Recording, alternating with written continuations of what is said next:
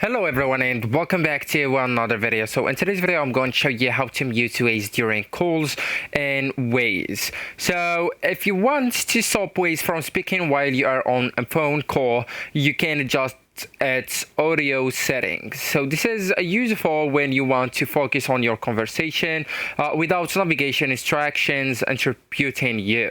So first you will need to open the Waze app on your phone and then just tap the Waze menu that located at the top left corner here, or your profile icon, depending on your app version, of course. Then select the settings. All right, so that's the settings, the third option, right?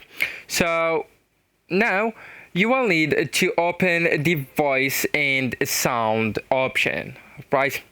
So here you will need to look for the sound section. So Waze provides options that control how navigation instructions are played. If you want Waze to remain completely silent during your calls, you can use the mute option before or while you are driving. So just go ahead and go with off. Right, so that the spoken directions go it off, and this is the Siri shortcuts. So you can also go and turn it off, and the guidance volume you can just go ahead and move it or slide it to the left side.